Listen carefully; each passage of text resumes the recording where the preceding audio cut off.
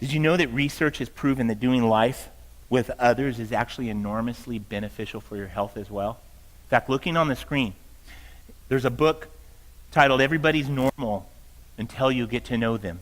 And in that book, Everybody's Normal Until You Get to Know Them, the author refers to a study on relationships. It tracked over 7,000 people over 9 years. And this is what he said. Researchers found that the most isolated people were 3 times more likely to die than those with strong relational connections. He goes on to say this. People who had bad health habits, such as smoking, poor eating habits, obesity, or alcohol use, but at the same time had strong social ties, lived significantly longer than people who had great health habits but were isolated. In other words, it's better for you and for me to eat a box of Twinkies with one another after church than to go home and eat broccoli by ourselves. Yes, Lindsay, I did say that. A box of Twinkies with one another is more healthy for our lifespan than broccoli alone. A lot of people saying, I like what he's saying today. Strong relationships, huge dividends, not only in Scripture, but also even in science, even in the research that's done. Oh, but I go to these life groups and nobody likes me and it's awkward and I never fit in, I can never connect. Well, here's what I tell you. Proverbs is very clear. In order to have friends, one must be friendly, a friend. And if you're going places and all you're doing is talking about yourself and this is wrong with me, this is wrong with me, this is wrong with me, this is wrong with me, and I need this, and you never follow Jesus' footsteps and say, hey, how can I pray for you? What's going on in your life? You're going to have trouble with relationships. You want to be a friend. You want to have friends. You got to be a friend. You got to be more concerned with other people. But man, I'm telling you, you go somewhere and you're just a fire hydrant of this is wrong, this is wrong, this is wrong, this is wrong.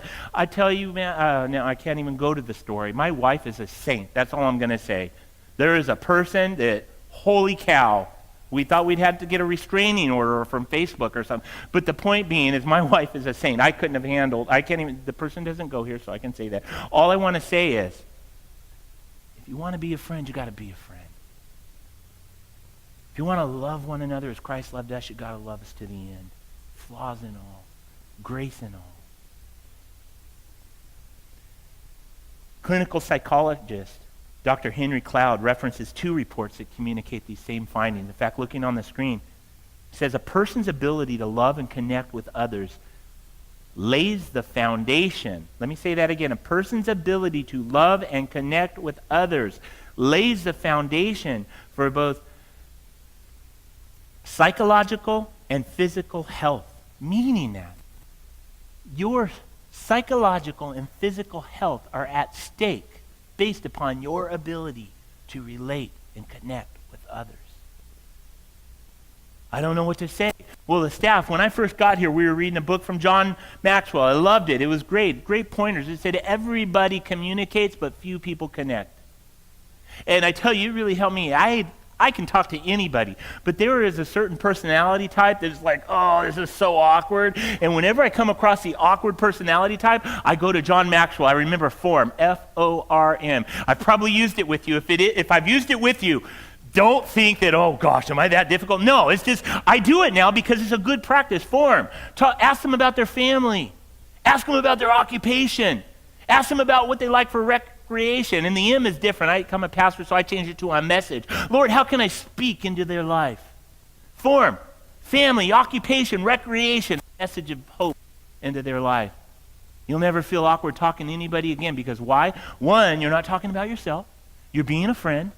And you're asking them, how's your family? How can I pray for them? What do you do for occupation? How's work going? How can I pray? What about recreation? What do you like to do? Oh, that's cool. And how can I speak a message of hope from Jesus into their life? Boom, you just became the best friend that person has ever had. They're such good listeners, Lord. Thank you for my friend. You know what I mean? It's that simple, though, guys. But listen to this.